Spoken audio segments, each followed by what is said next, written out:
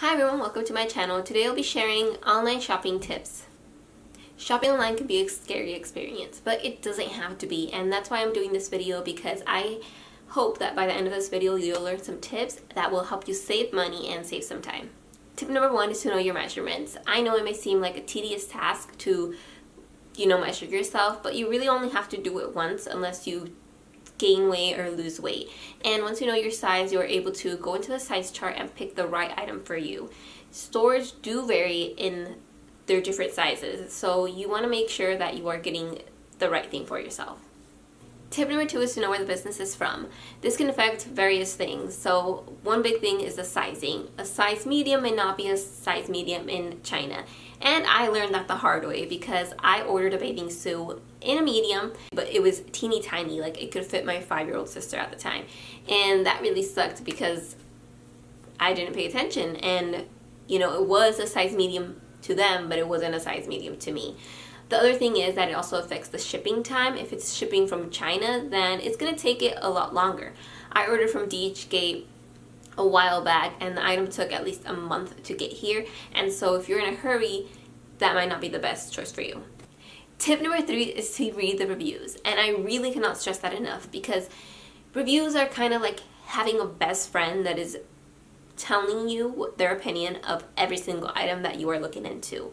I use the Wish app, and that is my go-to thing, because one big thing about sites that are not US based, or that do not have their own pictures, that are using like stock pictures or pictures from Instagram or whatever it may be, is that sometimes the material that you get is not the material that was in the picture. So if you see, look at these reviews, then people might actually have pictures of the original item, and they might tell you like, well, this was see-through, or this was not what I expected, or it's not well made. Tip number four is to use coupons. So I absolutely love coupons, and I always say if you're going to buy an item, you might as well save money on it. And you can actually go to different websites that will give you coupons.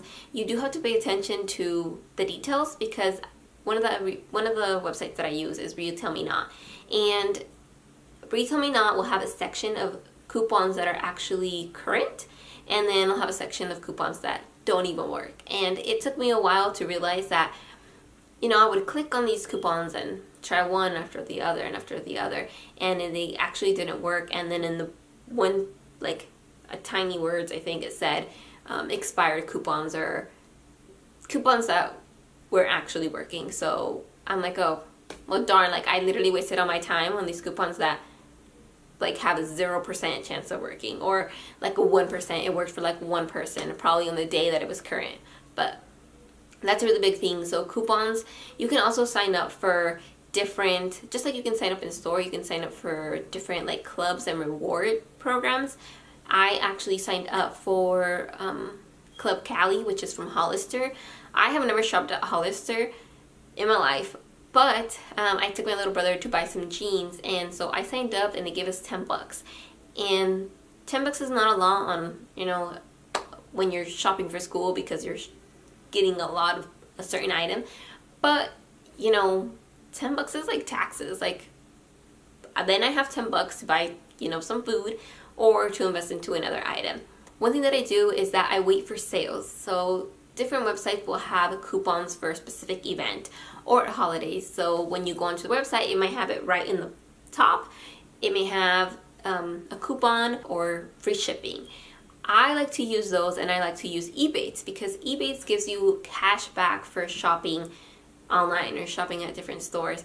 So if you do that, then you get like double the rewards, which is pretty cool. I actually just bought some white Converse, and I've been wanting white Converse for a really, really long time, but I did not want to pay $50 for them, because, well, I wanted multiple shoes, so I gotta limit what I spend on each. And I just went on Famous Footwear just a couple days ago, and they had a 25% off coupon. And I'm so tiny that I actually fit into the kids sizes, so I got these white Converse that I've been wanting for a really long time for only $28, which is pretty awesome, because I also shipped it to a store, which is my next topic, shipping. It is really important to look at the shipping cost, because sometimes the shipping will be like almost like the same as the item, or it can be really expensive. But there are options like shipping to store. If you live in a big town, then this might be like really easy for you. Or if you're like me, I live in a really tiny town, but I can go to nearby towns, so I will ship to store, and that saves me a couple bucks. And whenever I'm in town, like, I go and do other stuff anyways, and I'll just stop by and pick it up. And I have noticed that stores have more coupons online than they actually have in store. And that's one of the reasons that I do that, because you may be thinking, well, I might as well just go to the store, right, and just get it.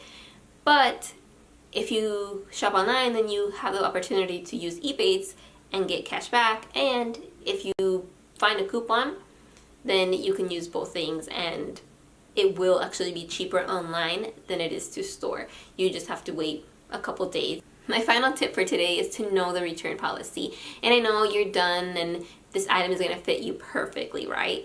Well, sometimes that's not the case, and I hope that by following my tips that they will actually help you and will get the perfect item for yourself. But just in case it doesn't, you want to check the return policy, because some stores will have a return policy where you have to pay for the shipping, and it may be that the shipping is actually more expensive than the item itself, and then it's not worth it. And then you end up with an item that you can't use, or you can't sell, or nobody else is going to use. And that right there is a waste of money. But there are a lot of stores that do free returns. You just have to make sure that if you think you might return this item, or you get it and then it doesn't work out for you, that you do it within the time that they allow. Those are all the tips that I have for today. Thank you all for watching, and if you have any online shopping tips, comment that below. And if you haven't subscribed yet, then make sure you hit that red button.